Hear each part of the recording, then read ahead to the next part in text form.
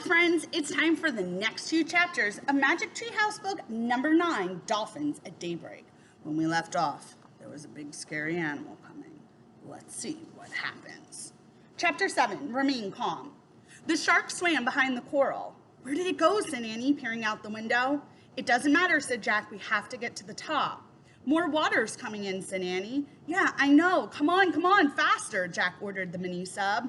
Even more water's coming in, said Annie. Lots more. Jack looked up. The water wasn't dripping now. It was spurting. A few seconds, said Jack. Suddenly, the mini sub burst out of the water. It bobbed on the waves like a cork. The ocean sparkled all around it. Safe, shouted Annie.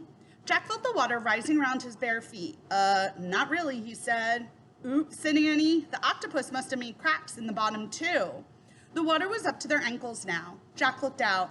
He saw the reef in the distance. The sub can make it. It doesn't look that far, he said. Go, go, go, said Annie. She pressed one of the steering keys. Suddenly, the screen went blank. What's happening, said Jack. Annie pressed the key again. Then Jack pressed the other pictures. Nothing happened. It's dead, said Annie. Oh, great, said Jack. Now the water was up to their knees. I guess we'll have to swim, said Jack. He took a deep breath. Right, said Annie. It's a good thing we had swimming lessons this summer. Right, said Jack. And it's a bad thing we just saw a shark. Jack quickly found the picture of the shark in the book. He read it aloud. If you ever see a shark in the water, don't splash. Swim calmly away. Jack closed the book. We better do the breaststroke, said Annie, so we don't splash. Yes, and stay close, said Jack. Very close, said Annie. Her eyes were wide, but she seemed very calm. Jack took a deep breath. He tried to be calm, too. He calmly took off his glasses. He calmly put them in the book into his pack. He calmly put his pack on his back. Annie opened the hatch. Be calm, Annie said. She slipped out of the mini sub. Help, Jack said calmly.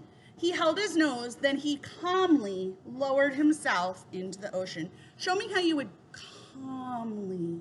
You wouldn't splash in. Let's see if that works.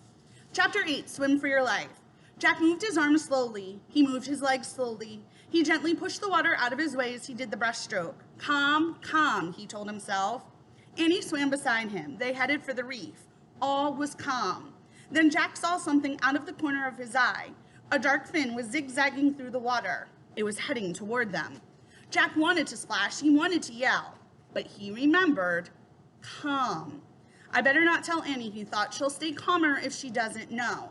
He began to swim faster than faster. Annie went faster too. They both swam as fast and as calmly as they could. Sometimes Annie went even faster than Jack, which made him swim faster and faster. Jack was so scared that he wasn't tired at all. He was swimming for his life and for Annie's life too. He didn't look back to see if the shark was still there. He didn't want to know. He just kept his eye on the treehouse in the distance, and he kept swimming. Jack and Annie swam and swam and swam. It took forever for the treehouse to get just a little closer. Jack realized the reef was farther away than he had thought. He kept swimming, but his arms and legs felt heavy. Annie was struggling too. Float, she said, float.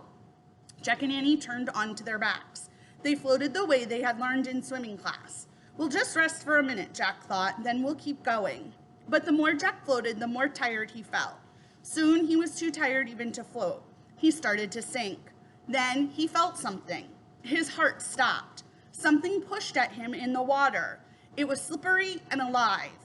Had the hammerhead caught up with them? Jack shut his eyes and waited for the worst. He waited and waited. Finally, he opened his eyes. In front of him was a shiny gray head, a dolphin's head.